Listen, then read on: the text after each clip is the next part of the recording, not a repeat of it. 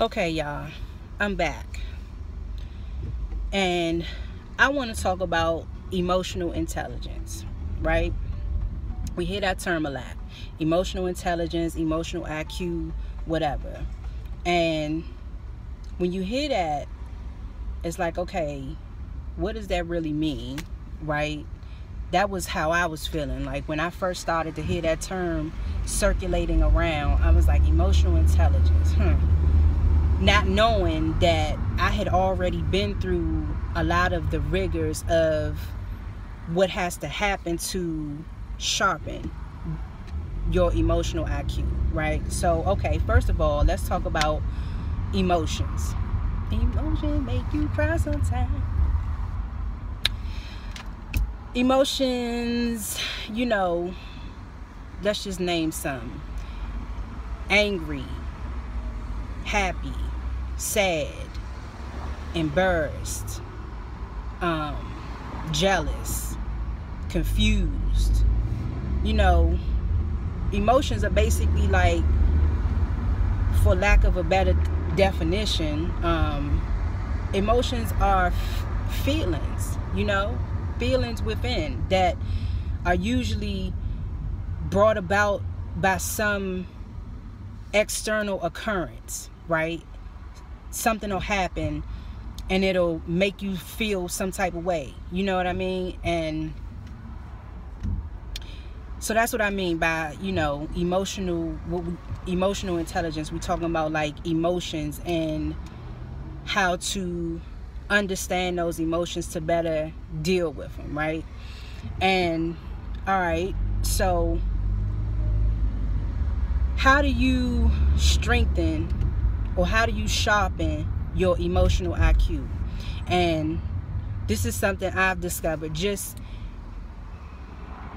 in order to strengthen your emotional intelligence, it's going to take a lot of life experience, and that's just the bottom line. That's just what I've understood it to be. I mean, you can instill things in your children, your little nieces, nephews, your little brothers, sisters, whatever. You can instill things in them to help them to at some point understand their emotions and how to deal with them. But to be able to actually refine your emotional IQ, you have to go through some shit in life. So one thing in particular, more so than anything else that I've discovered that has helped me to strengthen my emotional intelligence, is to first of all understand what emotion I'm feeling at whatever given time. If I'm feeling angry about something, I have to understand that it's anger and the reason why I feel angry. Like something will happen that'll piss me the fuck off, right? And at one point I would have reacted out of that anger. Like, I don't know what I might have done. I mean, I might have ended up hanging up on somebody or cussing somebody out or storming out of a room and slamming the door, because I was angry. But I discovered that once I was able to recognize that I was angry in that moment, then I could better put it in perspective and also take into account the surrounding circumstances and what I'm dealing with to better deal with that anger, right? So like, okay, so say for instance, because I know for a fact the source of a lot of anger in adults is their job, mainly their supervisors. Just in my experience, people that I've dealt with and talked to, a lot of people get angry because of some shit stemming from their job, namely their supervisors. And so, all right, I'm gonna tell y'all one time in particular, it was a whole lot of shit that happened in my former life at work that made me angry. And I had to be like, okay, the shit kept happening. Shit just kept on happening between myself and my supervisor, that it got to the point where I had just conditioned myself to take that anger and just shelf it, because it wasn't me. Those things weren't happening because of anything I had control of. The reason why they were happening is because my supervisor was just a fucked up ass supervisor. Couldn't lead, none of that. And because of his shortcomings, he used me to take a lot of that out on. Like, you know, he had a whole lot of insecurities about himself. He felt threatened, all that type of yada yada shit. And so what happened was, I ended up in a lot of situations that made me angry. Like, for instance, I'm gonna just keep this short because it's not a story time, but we had some inclement weather. Like, it was snow, ice, and everything on the ground out here, and I didn't go to work that day because school was closed, and I didn't have anyone to watch my daughter. So I called out, you know, and long story short, he ended up damn near writing me up for not coming in that day because we were so-called essential personnel. And I'm like, well, okay, what else did you want me to do? Like, I have a young child, you know, and it's a whole lot of shit that goes into that story too, but just for the sake of time, I'm gonna just limit it to that little bit, just to give y'all an idea of how that shit can piss somebody the fuck off. Like, now, by that time, a whole bunch of other shit had been happening too. Like, not just that one incident. At this point, I had been on this job for over a decade. Been, you know, I more than had proven myself at that point. But again, because he just was a sorry ass excuse for a supervisor, it just fell in my lap. So anyway, that's something that happened that pissed me off. And when I was sitting in that office face to face with my supervisor, I mean, he even got snippy with me, like to the point where he was making little snarky ass remarks, like, you know, because my comeback was like, well, I'm not the only person in the office who didn't come in. It's other people who didn't come in, and this nigga gonna tell me we not talking about them, we talking about you.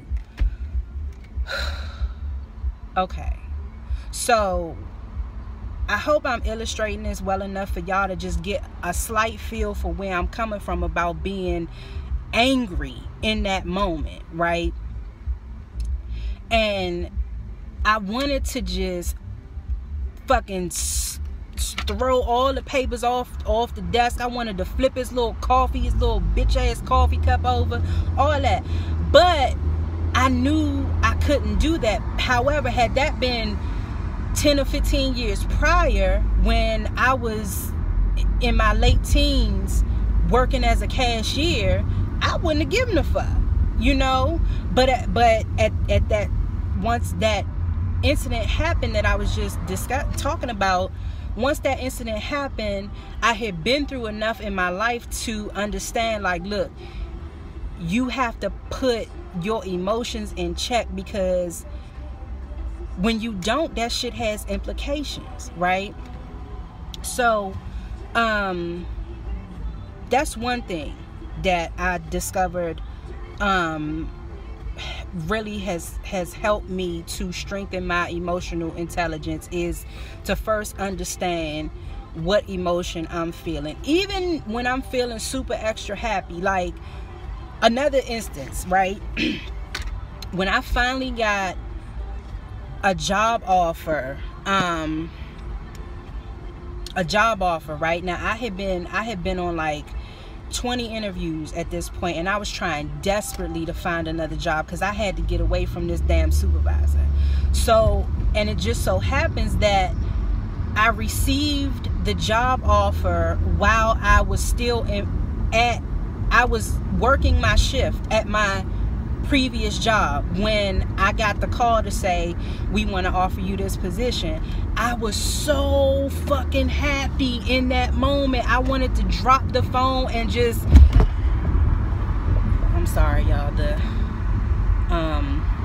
my little mount from Five Below, we working on it. But anyway, in that moment I was so happy and excited that I just was welling up with like happiness, and the shit was oozing out of my eyeballs because I was so happy that I finally got a job offer.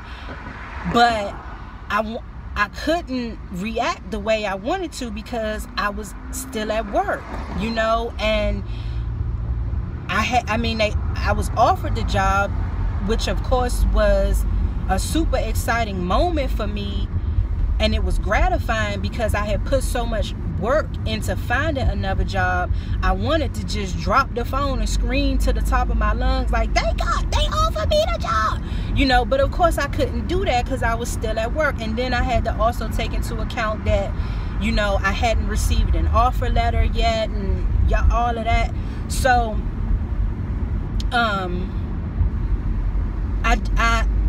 and then too, even if I didn't react super extra over the top with happiness, I wanted to, just because my supervisor had been such a butthole to me all that time, I wanted to, right then when they offered me the job, I wanted to go in there and be like, look, fuck you, fuck this job, I quit. I couldn't do that. But again, I'm going to take it back to 10, 12 years before that. Some shit that pissed me off at work. I came in off my break and I told my supervisor I quit. I took my little apron off, threw it up on the register, and I was like, I quit because they pissed me off. But also in the time that passed between my years in my late teen years and early 20s up till now, I have a daughter, you know, so what I do doesn't just affect me, it affects her. So that's just a couple of examples about dealing with emotions. And then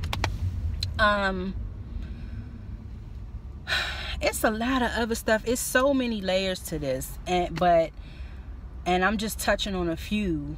But also keeping your emotions in check also can help to better facilitate your relationships, you know.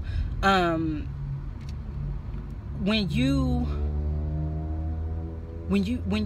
are able to understand what it is that you're feeling and you can articulate that to someone else, you'll find that, and it may not, it's not always going to work out the way you think it should, just because you took that step and took that initiative to understand your emotions, put them in check, and articulate them. It's not always going to work out the way you think it should, but at least you took the step, and you could be confident, and you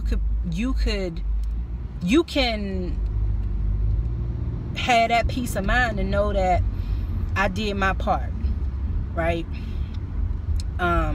Like, your kids piss you off, you know, and they're children, you know. In my case, my daughter's still very young, you know, but it's coming, like, and it happens now, like, you know, they know how to push your buttons, but again, that's when you as the parent can keep your emotions in check, and you can deal with that situation in a way to set an example for them, to let them know, like, just, you know, you can hold yourself together and still, this damn thing, You can,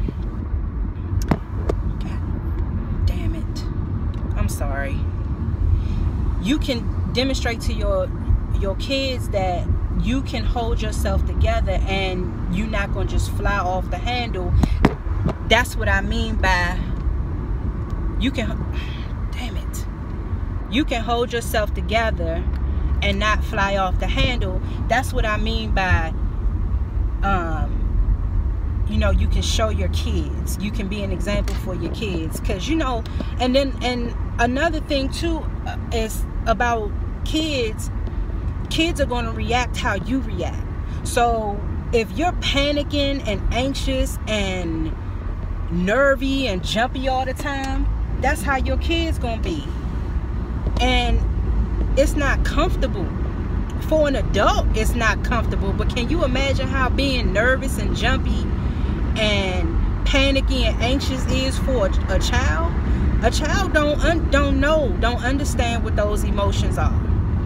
But an adult, as an adult, you should know what those emotions are, and you can keep them in check. Now, I'm talking about just day-to-day situations, right? Day-to-day situations, as in, you know, you riding in a car, you got your baby with you in the back, and you get pulled over by the police. Especially in this particular day and age, like right now, presently, you gotta keep your cool in them type of situations. I'm not saying go the extra mile and be all overboard with it, like yes sir, no sir, but I mean, keep your lid on. Don't blow your top, you know, because it's going, not only is it going to escalate the situation, it's going to upset your baby. So, you know, you might get pulled over. I got pulled over for bucking a U in the middle of the street, and I didn't even realize, like, at the time, of course, it was safe to make the U-turn. Wasn't no cars coming, so I made the U-turn, but I made it quickly because I just remembered that I had forgotten my lunch in the house, and I got pulled over by the police, and my daughter was with me, you know.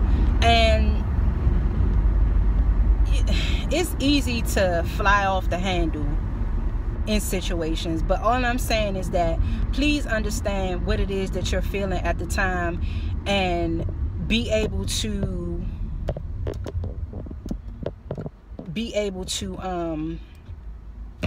keep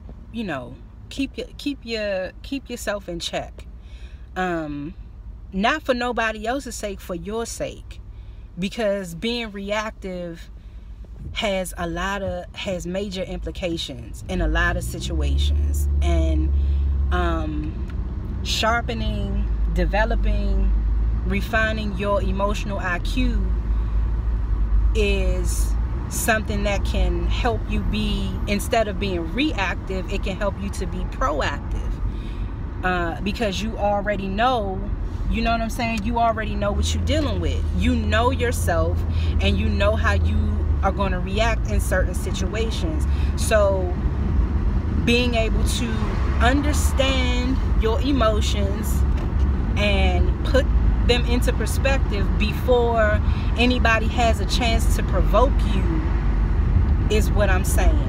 And I hope I haven't been too roundabout. I'm distracted also because, number one, this damn mount is from Five Below, so what can I expect, right? But it keeps falling, and right now I'm holding it, trying to make sure it don't fall again. But yeah, so again, emotions make you cry sometimes. We all know that. Emotions, it's difficult dealing with emotions, and you be surprised, and I don't even know why it surprises me, but a lot more often than not, it's the adults don't know how to deal with their emotions, and they don't, they can't communicate. That's another video too coming up at some point, is communication. But yeah, like, I don't know, it's just a lot of this, I'm gonna say it again, comes from life experience. You just have to go through life and experience things. And please understand also as well that please understand that I'm never coming from a seat of judgment. Never. Because I've been through the shit. You know what I'm saying? I've been through different jobs. I've been through relationships. I'm going through single parenthood, you know, co-parenting, dealing with shit like having to talk to the damn people that y'all know what I mean. As an adult, basically adulting is what I'm talking about.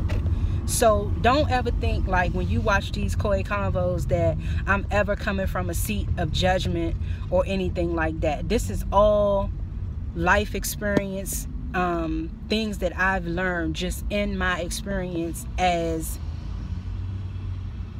you know, just going through life. So anyway, y'all, I think I pretty much grabbed just about as much as I could for this conversation.